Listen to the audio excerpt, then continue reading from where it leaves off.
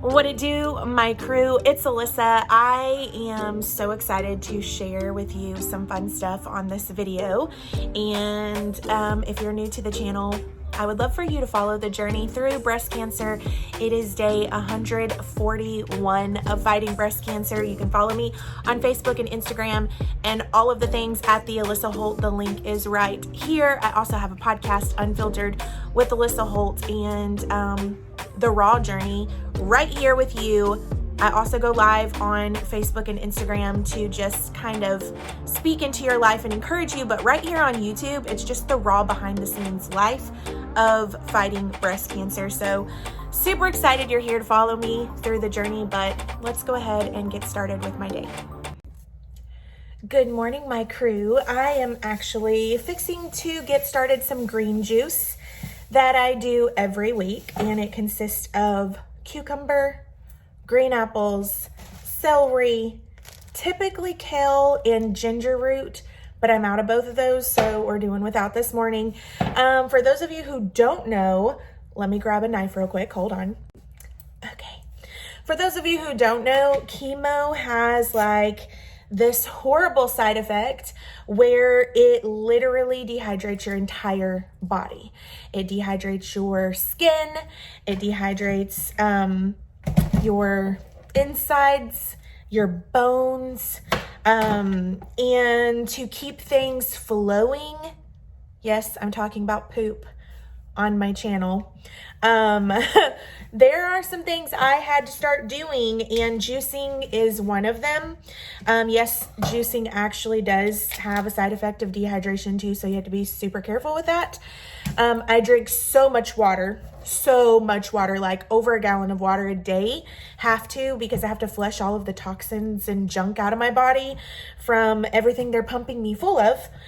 But when I started the Red Devil, I had the worst time going to the bathroom. And I'm talking feeling like you're dying on the toilet, and would just sit there and cry and cry and cry. So I have learned a few tips and tricks when it comes to how chemo dehydrates you and causes you to not be able to function naturally. And green juice is my go-to. I drink about 4 to 6 ounces of it a day in the morning. And I also do stool softener every day and probiotics every day. And if I don't do those 3 things, your girl is miserable. So just wanted to throw that tip out there for anybody who is going through this journey. For everybody who isn't, sorry you had to hear about it, but it is a natural part of life. So I wanted to say, super excited to, as you hear me chopping my celery up, to announce that I have finished round 10 of chemo. Today is the second day after my 10th round of chemo. I did get my 5th zoladex shot to keep me in menopause. And I was very excited because I did not feel the shot at all. I have been blessed because when I came into this process, which by the way, let me go ahead and stick a picture right here of the zoladex shot. It's an 18 gauge needle. It's a massive shot. It is not fun. Everybody who gets it will tell you they hate it, they dread it.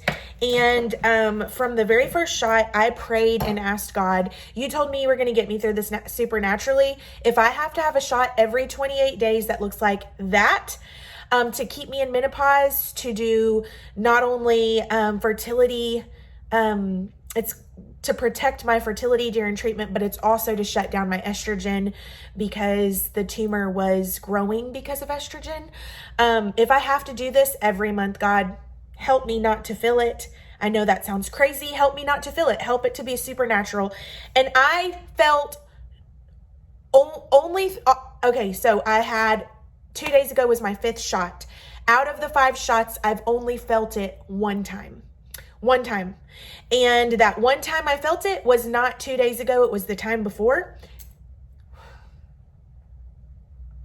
Guys, it was excruciating. It was excruciating. So 2 days ago when I had to get the shot again, even though 3 times before that I hadn't felt any of them. I was having PTSD from feeling it that one time because it was that bad. And I got up, did my healing scriptures, prayed, said, God, you got me through it 3 times before without feeling it. I'm not going to feel it this time. Well, praise him in the sanctuary, guys. Praise him in the Holt house, whatever you want to say. I didn't feel it. And honestly, I can say the one time that I did feel it was the one day that I didn't pray because I didn't feel like I needed to pray. I didn't feel like I needed to prepare myself. Because I didn't feel it any of the other times, I was very wrong. I'm gonna juice real quick.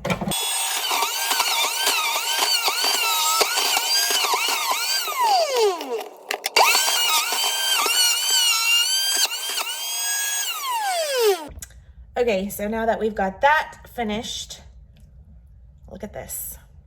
Look at how beautiful it is. And then I've got all my little containers. I'm gonna fill them up while I chat for a second. So zoladex shot went awesome. Round 10 of chemo went awesome. My neuropathy, I don't want to say I'm very careful. So I feel like words are important. I don't claim my cancer. I don't claim my neuropathy, my this, my that. Jesus already did it on the cross. So let me rephrase that and correct myself. The neuropathy that I was experiencing has definitely gotten so much better. I hear a kid stirring around. She's still on quarantine, even though she's had 3 negative COVID tests. Florida, if you're negative, wants you to quarantine 20 days instead of 10 if you're positive, which I just think is ridiculous. So she doesn't get to go back to school until next week. But this is gonna be very interesting, pouring this in here. The neuropathy has gotten so much better. I have been experiencing a little bit of numbness in my bottom lip and around my mouth. I talked to my oncologist about that. The numbness in my feet has gotten much better. Much better. So beautiful. And I have a little bit of tingling in the tips of my toes and fingertips, but compared to what it was before we lowered my dosage, it's night and day because my big toes were like completely numb. And I was actually starting to have trouble walking and keeping my balance. So I'm doing much better with lowering the dosage. I did tell him about the lips tingling and numbness in my mouth, around my mouth. And he said, we're going to meet every 2 weeks to keep an eye on that. If that persists, is that the word that I'm looking for? Yes.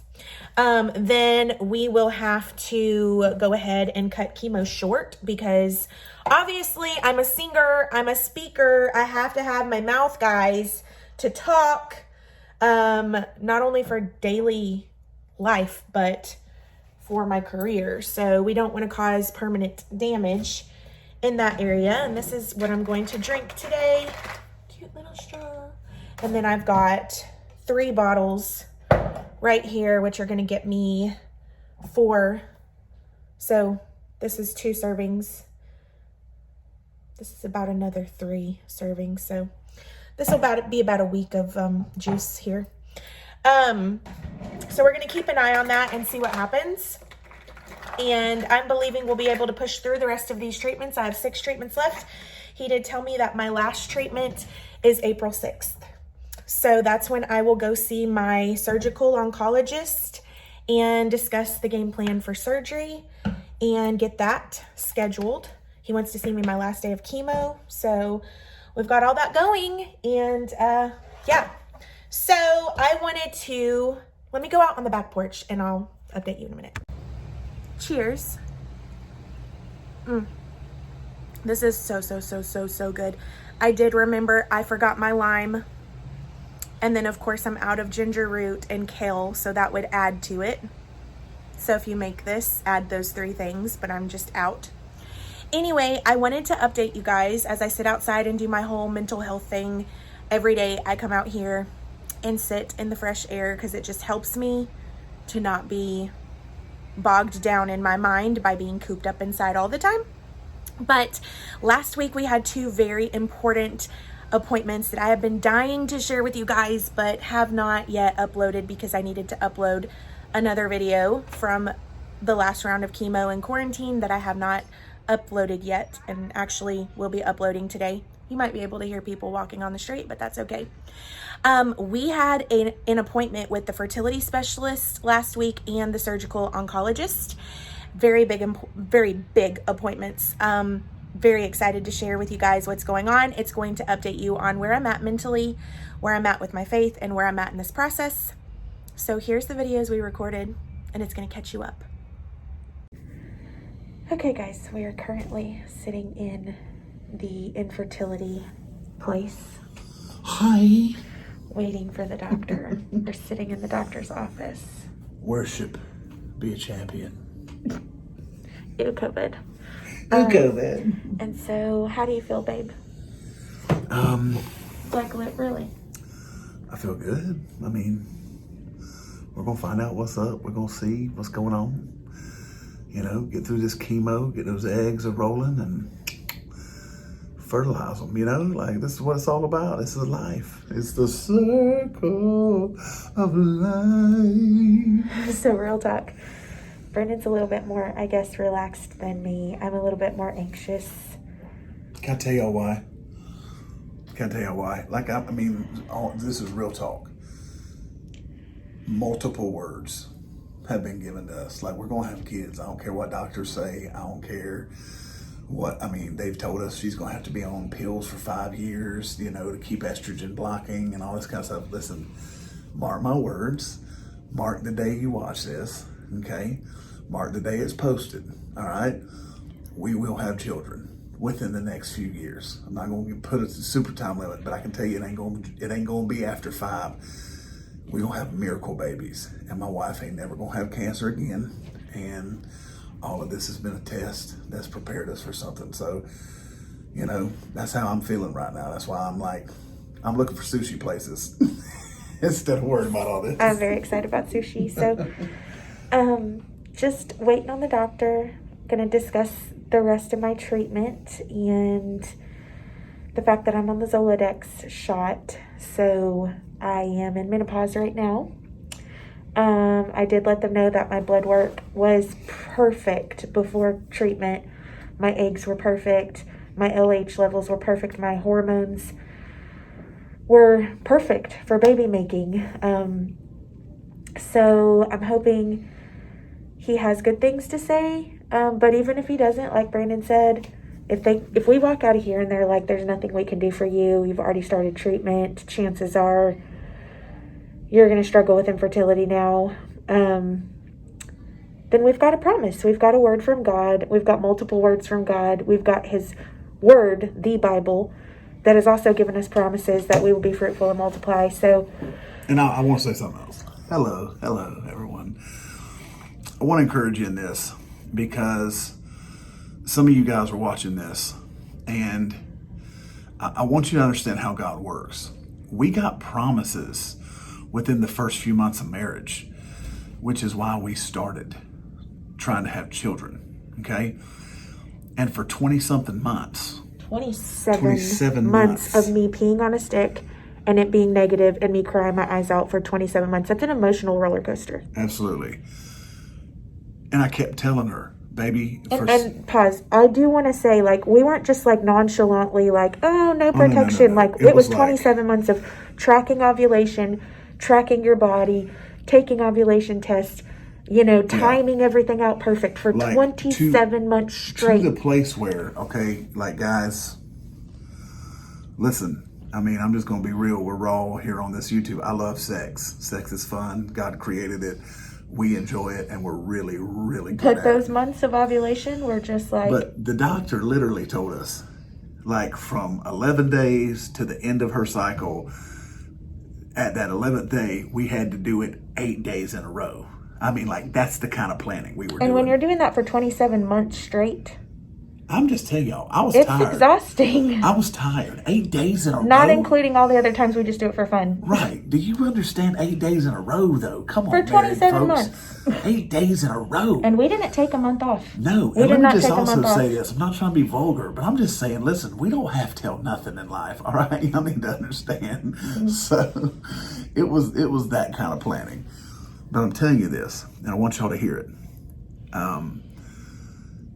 Every month negative. And I kept telling her, kept saying, babe, I had to encourage her. It's hot, so I'm taking this off. Yeah, take it off.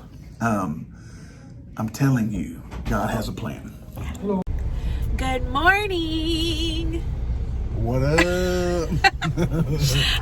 Okay, so we are on our way to Davenport to meet with my surgical oncologist. He is the one who actually diagnosed me, and we are discussing the idea of surgery, is how he put it. So nothing in stone, nothing permanent, but just the idea of what that looks like, what the next steps are. We're halfway through chemo.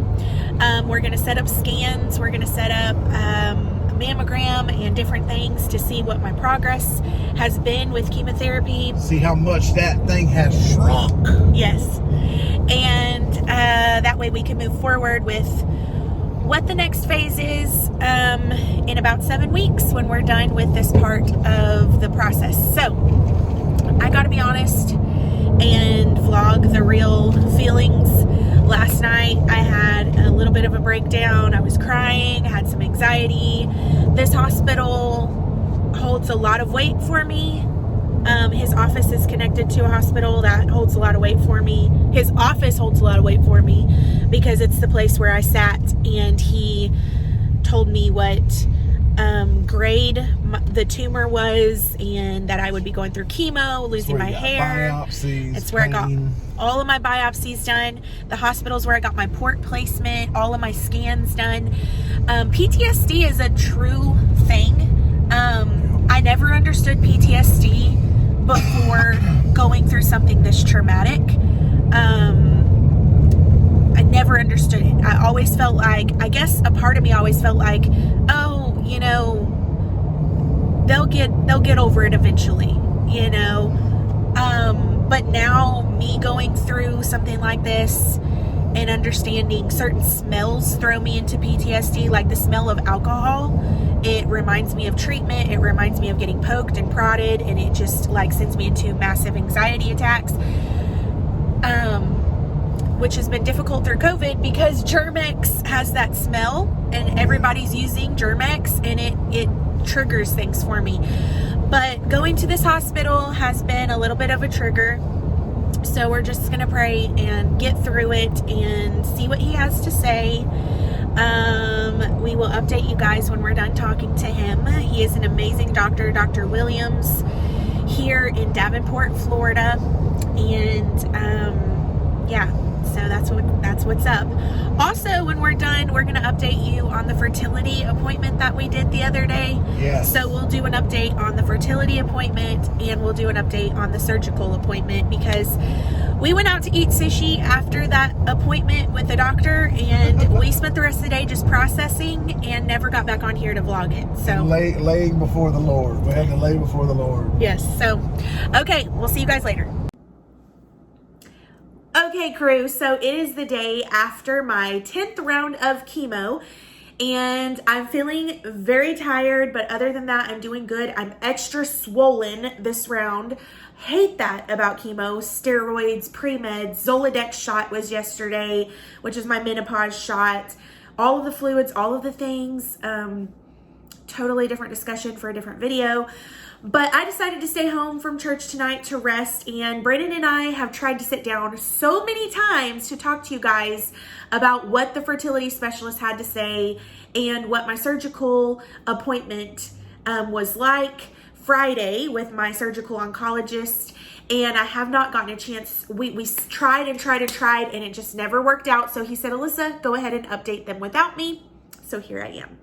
So the very last video you saw, the doctor walked in at the fertility appointment, and we jumped off real quick. And in a nutshell, he said all of the things that we were already expecting him to say. The typical protocol is to harvest eggs before chemo because you don't want your ovaries and your eggs to be touched by treatment. The reason why my oncologist did not allow me to do that is because I started out with 2 different tumors, an unknown object in my breast, an unidentified object in my breast besides the tumors, and a possible lymph node that looked funky. My tests came back that the cancer was estrogen and progesterone positive. So the last thing you want to do is go to a fertility specialist to harvest eggs and then pump you full of estrogen to get your eggs to be released when estrogen's what made the tumors grow. So my oncologists were not for me harvesting eggs before treatment. Their plan was always for me to go into a specialist after treatment was done and the cancer was removed, and discussing what my options were. So talking to the fertility specialist was a little bit of a whiplash type of thing, because come to find out, he did have options for me before treatment. They still had ways to harvest my eggs and to freeze embryos without pumping me full of hardcore estrogen. It's a form of estrogen, but it's not so high powered that it could make my tumors grow bigger. So there was an option there. There was an option there that my oncologist did not realize the fertility doctor could have helped me with. He said he helped many other breast cancer patients harvest eggs before treatment that were estrogen positive. So that was kind of a punch in the gut, knowing that I had the option, but it wasn't given to me.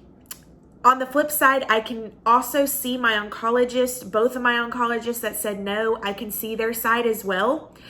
They weren't foreseeing one of the tumors disappearing. They weren't foreseeing the lymph node coming back negative. They weren't foreseeing the unidentified object vanishing as well and only being left with one tumor. They saw the bigger picture, and they had no idea that, well, God is a miracle working God, and it went the way that it did for me. So I get why they did what they did. Kind of am sad that the fertility doctor could have still navigated around certain things to get the eggs harvested. So pretty much what he said is I can't even come back to see him and progress in this process until 3 months after chemotherapy is finished, because it takes at least 3 months, a minimum of 3 months, for your ovaries to wake back up after you've been put in menopause. It could take 6 months, it could take a year, but the minimum is 3 months. So I would come back in 3 months, do blood work, see what my ovaries are doing, see where my levels are at, the health of my eggs, all of that stuff. And if they're not awake enough and doing what they're supposed to do after they stimulate my ovaries, then I'd have to come back 2 months later and see where I'm at in 2 months. So it'd pretty much be a waiting game of blood work and checking in and seeing where my body is, how it's waking up from being put in menopause, before we could do anything. So we pretty much left with just a whole lot of waiting games. Then let's fast forward to Friday's appointment. We went to my surgical oncologist, and I pretty much went in just to have a halfway checkup. We're halfway through chemo, so he wanted to see how I was doing. He wanted to do a physical breast exam to see what things are like. And that is where things got crazy. The oncologist had me stand up, take my bra off, take my shirt off, all the stuff, right? I was in this little paper vest, and he started feeling around looking for the one tumor that's left, and just looked shocked. And he's like, okay, I want you to lay down now. So I laid down on the bed, and he began to feel around, and he goes, Alyssa, do you feel this tumor anymore? And I was like, no, I haven't been able to find it in several weeks. I've been trying to find it, but I haven't been able to find it. And he's like, well, don't try to find it if it's not there. And I was like, well, I just always check it to see where I'm at. And I haven't felt it in several weeks. He said, Alyssa, I can't find it. He said, I don't feel it at all. Like, I don't feel it. He said, sit up. I need to tell you something. He said, I need you to understand something. Chemotherapy was not to shrink this tumor. Chemotherapy was to keep this tumor from growing or spreading. It was not to shrink it. He said the character of your tumor, the grade of your tumor, and the stage and the type that it is not known to shrink with chemo. There are types of breast cancer that are known to completely dissolve with chemo, but not yours. He said chemo is not, that's not a thing. Like, it doesn't shrink your type of cancer, your characteristic, the grade, all of the things. He said, so this was a miracle. Like, God did this. I need you to understand this is a miracle. Like, I was never expecting to not feel it anymore. That wasn't a thing. I was just expecting it not to grow. We were hoping for it not to grow, but never were expecting it to go backwards. So I said, where does that put us? And he said, well, it means a mastectomy is off the table. It means the talk of mastectomy is past conversation. It means you're a prime candidate for a lumpectomy. He said, even though I can't feel the tumor anymore, we still have to do scans. We still have to do a mammogram, see if there's still a small bit of it in there. But even if it's gone, I still have to do surgery. I'm going to do an incision in your armpit about like that, and an incision on the side of your breast where it can't be seen in shirts and stuff. And we're going to go in and we're going to check the tissue. We're going to scrape the tissue. We're going to do all of that stuff where the tumor was and around where the tumor was. He said, but yeah, that the mastectomy is a thing of the past now. So can't feel it, was never supposed to dissolve with chemo, but God saving my breast. It is confirmed I am having a lumpectomy. No talks of mastectomy. What else? He said that, this is what I want to go ahead and reiterate this. Chemo is not what shrunk the tumor. God is what shrunk the tumor. Chemo is not known to shrink my type of cancer. I have ductal carcinoma, stage 1B, grade 2 tumor. The character of the tumor it's not known to shrink with ACT chemotherapy. And so that is just proof that God is the one that shrunk this thing. God is the one that dissolved this thing. Through my faith, through standing in faith, doing what I do, teaching you guys what I'm doing in faith, that is what shrunk this thing. So from the very beginning, I told you guys, I actually, you know what? I'm going to go ahead and put in a clip right here of what I said. This is where I'm at right now. I am believing that God is going to show up and show out in the midst of this unfiltered movement. We are going to fight unfiltered, and we are going to see that I win because Christ already won on the cross. I am believing that I don't have to go through chemo and have all the side effects. I am believing I'm a child of God. The anointing is within me. The Holy Spirit lives within me, and I am bought with a price. I don't have to have all of the fatigue. I don't have to have all of the nausea. I don't have to have all of the horrid, experience of it. I can see God do something supernatural because I am standing on what He says I can have. So with that being said, I'm also believing that I can save my breast because God is able to do all things. And so I am believing with chemo that we're going to see this thing shrink because cancer has no place in my life. It is not mine. I don't have cancer. I'm very careful to say this the right way every time. The doctors say I have cancer. I say I'm healed. The doctors say that there's no chance I'm going to keep my breast. I say God is able. The doctors say there's a chance you might lose both of your breasts. I say God is able.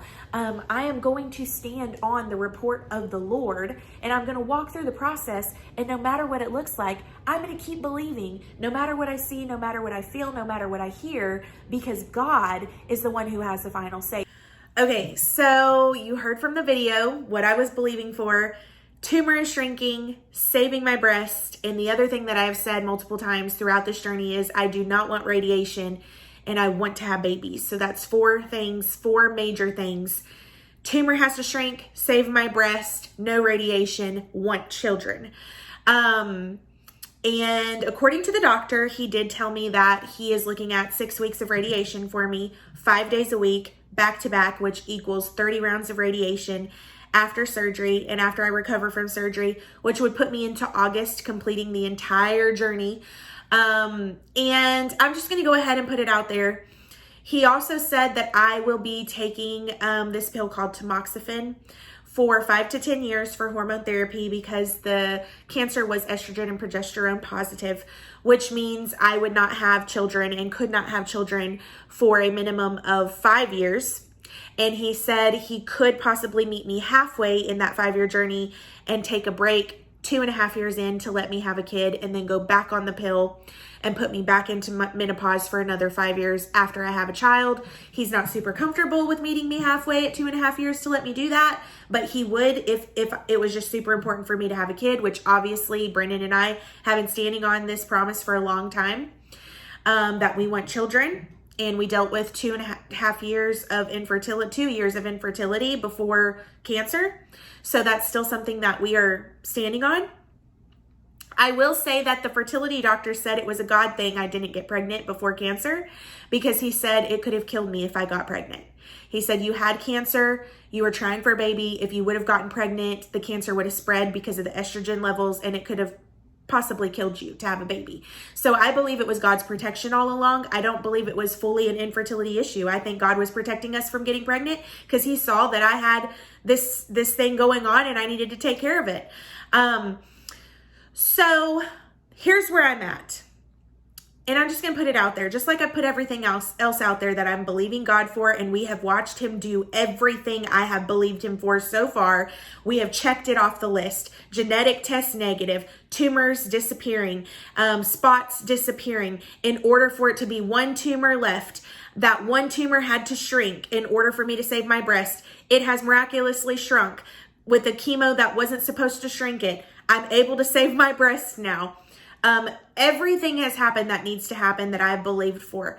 The next thing would be no radiation. And this is what I'm believing God for. I am believing that when we go in for surgery, the doctor is going to come back and confirm, Alyssa, there was no tumor there. It had completely dissolved. The breast tissue is perfectly healthy. There's no traces of cancer left in your breast. And everything looks phenomenal. In which case he's going to say, radiation is an option now. What do you want to do? Or I'm just going to go ahead and say, that's my answer from God. No traces of cancer. Tumor completely dissolved. Breast tissue is healthy. It comes out of the doctor's mouth. And I will take that as God's sign that he has supernaturally healed me. He has supernaturally taken tumors out. He has supernaturally had things dissolve. He supernaturally shrunk this tumor. And in which case that would be supernatural, that everything looks healthy. There were no traces of cancer. I'm going to take that as my sign that I don't have to do radiation. And I have told God, if those things happen and that comes out of the doctor's mouth, those statements come out of the doctor's mouth after surgery, then I will take that as his sign that radiation is not what I'm supposed to do. And if radiation isn't what I'm doing, then I'm not taking tamoxifen either. I'm not going to take the pill and take away my chance of having a child for 5 years if God has supernaturally healed me. If this has been a supernatural miracle, which it's proven to be so far, doctors can't wrap their minds around how tumors disappear and how tumors shrink when they're not supposed to. I believe they're going to see when they go in even more supernatural miracles. Breast tissue is healthy, no trace of cancer, no sign of cancer. And that's going to be my cue. No radiation, no tamoxifen. God has supernaturally healed me. And I'm going to move towards my promise of having a child. On the flip side, if the doctor comes back and says there's a little bit of tumor left, I had to get out, there were some bad tissue in there was some traces of cancer, I'm going to go ahead and move forward with the doctor's plans. I'm going to go ahead and do the radiation, do the pill for 2.5 to 5 years, and I'm just going to trust God with the process. I've trusted him with the process the whole time. I've always said if I had to take my breast, I would still trust him with the process. I said that from the beginning. If the tumor doesn't shrink, so I'm believing God the tumor will shrink. If the tumor doesn't shrink, then I'm going to believe that was his plan. So the whole time I've stood by what I've said. And this is where we're at. So praise him for the tumor being gone, from feeling it. We still have to do scans to see what else is there, if there is anything there. We finish chemo in 6 weeks. We wait 4 to 5 weeks after chemo to let my body recover from chemo before surgery. And then I am believing that they're going to come back and say no traces of cancer, no sign of tumor, healthy breast tissue. And so I can say I'm supernaturally healed and I'm not doing radiation. And that's where we're at. Otherwise, there's 6 weeks of radiation and 5 to 10 years of hormone therapy. And I just don't believe that that's God's plan for my life. I believe I'm healed, healthy, and whole. It is already finished. I've already been declaring it. And that's where we're at. So this has been a big journey. Still got a lot of steps ahead of us. We have seen one miracle after another, but we still have some more miracles to see in order to see this complete process finish. And I've taken you guys through every step of the way. And I'm going to continue to do that. So you guys hang in there with us. Thank you for your prayers. Thank you for your support and love. This is where I'm at mentally. This is where I'm at with my faith. I'm trusting the process. I'm trusting my doctors, and I'm trusting God over everything. And I'm continuing to declare that I am healed, and I'm watching him do it right before my very eyes. So you guys be believing with me. This tumor is continuing to shrink, if anything is left. Healthy breast tissue. No traces of cancer, no sign of tumor, no radiation, and no tamoxifen. That's what I'm believing God for. And I believe he's big enough to do it. He's been big enough to do all the other things, and he never fails. So call me crazy, but this is my life unfiltered, and I'm sharing it with you. And no matter what the journey looks like, no matter how it turns out, I know that God is still in control. And yeah. So I love you guys. Thank you for watching. Subscribe to my channel. Continue watching the process. God is doing huge things. Come follow me on Facebook and Instagram at thealissaholt. My podcast, Unfiltered with Alissa Holt. I'm live every Wednesday morning for prayer call. And I am live at least one other time a week to just pour into you, speak over you. I have a MentorU program you can totally sign up for on our website. It's right here, and be a part of life with me every single day of the month and have access to my private crew and private Zoom calls where I just encourage you in the Lord, in life, and all of the good, bad, and ugly. And yeah, I'll talk to you guys later.